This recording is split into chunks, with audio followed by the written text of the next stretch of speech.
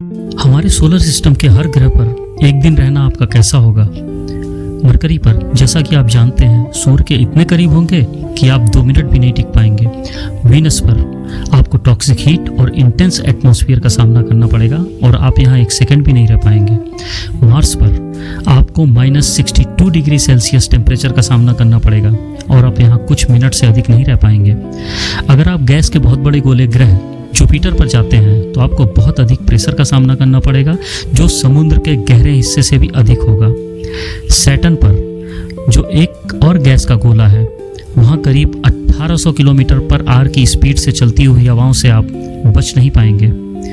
Uranus पर अत्यधिक दबाव आपको यहाँ 1 सेकंड भी जिंदा नहीं रहने देगा। नेपच्यून पर अगर आप प्रेशर से बच भी जाते हैं तो 2000 किलोमीटर पर आवर की स्पीड से चलने वाली हवाओं से बचना नामुमकिन है।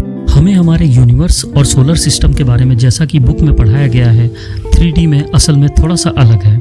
हम जानते हैं कि हमारे सभी ग्रह सूरज के चारों तरफ चक्कर लगा रहे हैं, पर क्या आप जानते हैं कि सूरज भी 230 किलोमीटर पर सेकंड की स्पीड से मिल्की वे गैलेक्सी के चारों तरफ चक्कर लगा रहा है और सूरज के साथ हमारा पूरा सोलर सिस्टम भी चक्कर लगा रहा है।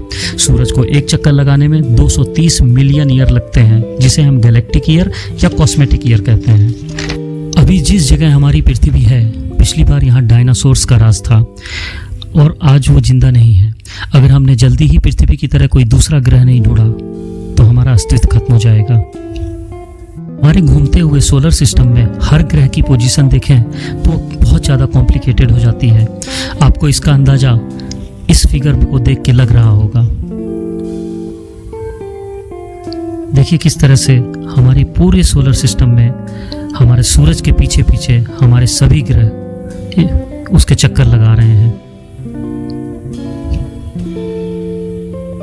हम अपनी धरती से किसी अन्य ग्रह को क्यों नहीं देख पाते हैं, या यूं कहें कि वो मौजूद तो हैं पर हमें दिखाई नहीं देते हैं। हम अपनी आंख से 339 किलोमीटर तक ही देख पाते हैं, पर यहाँ एटमॉस्फेयर में धूल और नमी की वजह से उतनी दूर भी नहीं देख पाते हैं। चांद जो हमारे धरती से 3,84,400 किलोमीटर दूर है, हमें कुछ ऐसा दिखाई देता है। जुपिटर जो लगभग 1000 पृथ्वी के बराबर है और वो 391 मिलियन माइल्स दूर है, जिसे हम अपने वेस्ट में देख सकते हैं। मंगल यानी मार्स हमारी दूरी, जिससे हमारी दूरी 5.4 करोड़ किलोमीटर दूर है, जिसे हम सुबह और शाम सूरज के अपोजिट डायरेक्शन में देख सकते हैं। नेक्स्ट वीनस जो अर्थ से 4.9 करोड़ किलोमीटर दूर है और हम इसे रात में चमकते हुए तारे के रूप में देखा जा सकता है, ध्रुव तारे को छोड़कर। नेक्स्ट, धरती से आसमान नीला दिखाई देता है, जबकि चांद से आसमान काला दिखाई देता है। चांद का पृथ्वी की परिक्रमा पूरी करने में 27.3 दिन का वक्त लगता है। यदि चांद आसमान से गायब हो जाए तो पृथ्वी पर एक दिन केवल 6 घंटे का ही होगा। चांद का आकार पृथ्वी के आकार का केवल 27% ही है। पृथ्वी से चांद की दूरी 3,84,400 किलोमीटर है। चांद आकार गोल नहीं है, बल्कि इसका आकार अंडाकार है। चांद की सतह पर जो गड्ढे दिखाई देते हैं वो धूमकेतु के टकराने की वजह से बने हुए हैं। अब तक 12 लोग चांद पर कदम रख चुके हैं। चांद पर झंडा फहराने पे भारत का 4था स्थान है। चांद का वातावरण नहीं है, इसलिए यहाँ पर आवाज़ सुनाई नहीं देती है। दोस्तों, क्या आप जानते हैं कि मिल्की वे का आकार स्पाइरल यानी सर्पिलाकार है। दूर से देखने पर यह हमें एक सफ़ेद पट्टी की तरह दिखाई देती है, जिसकी वजह से इसका नाम मिल्की वे रखा गया है। हमें मिल्की वे का 1 लाख लाइट ईयर और चौड़ाई 10,000 लाइट ईयर है। मिल्की वे में 90% डार्क मैटर है और 10% चमकदार पदार्थ है। मिल्की वे अपने सेंटर में घड़ी की उल्टी दिशा में घूमती रहती है। उसके बीच में ब्लैक होल है, उसका नाम सैजिटेरियस ए है। इस ब्लैक होल का द्रव्यमान सूरज से 4 मिलियन गुना ज़्यादा है और इसका रेडियस 12 करोड़ किलोमीटर है। हमारा सूरज इस ब्लैक होल के करीब 2000 किलोमीटर लाइट ईयर दूर है। हमारा सूरज 251 किलोमीटर पर सेकंड की रफ्तार से इस ब्लैक होल की परिक्रमा कर रहा है। सूरज का एक चक्कर लगाने में 22 से 25 करोड़ साल लगता है। हमारी गैलेक्सी का पड़ोसी गैलेक्सी करीब 2 करोड़ 20 लाख लाइट ईयर चौड़ा है। अगर हमारे पास एक बहुत ही बड़ा और पावरफुल टेलीस्कोप हो तो हम उससे अपने नज़दीक के ग्रहों पर होती हुई हरकतें देख सकते हैं। लेकिन अगर हम उसे लेकर पृथ्वी से 66 मिलियन लाइट ईयर दूर जाते हैं और जब वहाँ से हम अपनी पृथ्वी की तरफ देखते हैं तो हमें यहाँ पे कोई भी इंसान नहीं दिखाई देगा, बल्कि हमें पृथ्वी पर डायनासोर्स घूमते हुए दिखाई देंगे। क्योंकि लाइट को एक जगह से दूसरी जगह जाने में टाइम लगता है। हम अपने आसपास जो भी चीज़ें देखते हैं वो अपनी प्रेजेंट स्टेट में नहीं होती हैं, आप उसको पास्ट में देख रहे होते हैं, चाहे वो आपका अक्स ही क्यों ना हो।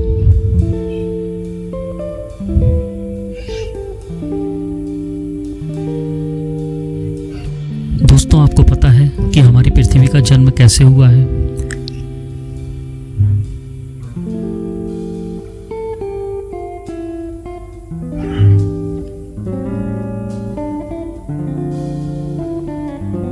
दोस्तों, आपको पता है हमारी पृथ्वी का जन्म कैसे हुआ है? आज से करीब 4.6 अरब साल पहले पृथ्वी का नामो निशान नहीं था। अंतरिक्ष में छोटी बड़ी चट्टानें इधर उधर घूम रही थी। फिर यह गुरुत्वाकर्षण की वजह से एक दूसरे से जुड़ने लगी। कई लाख साल बाद वो चट्टानें बहुत बड़े गोले में बदल गईं। फिर वो आग का गोला करीब 1200 डिग्री सेंटीग्रेड टेम्परेचर था उसका। यहाँ ना कोई ऑक्सीजन थी, न जीवन, जो जीवन के लिए ज़रूरी है। उसके बाद करीब 4.5 अरब साल पहले एक नज़दीकी ग्रह थिया हमारी पृथ्वी से करीब 15 किलोमीटर पर सेकंड की रफ्तार से टकराया और पृथ्वी से एक बहुत बड़ा टुकड़ा टूटकर दूर हो गया, जो बाद में हमारा चांद बना। लगातार एसिड की बरसात होती रही। करीब 4 अरब साल पहले कितनी बार पृथ्वी ठंडी हुई, गर्म हुई, बर्फ़ से ढकी और एसिड की बरसात होने लगी। कई बार हुआ, कई साल लगे हमारी पृथ्वी को आज की तरह से बनने में। दोस्तों, आइए देखते हैं हमारा ब्रह्मांड कितना बड़ा है और इसमें ग्रह कितने बड़े हैं।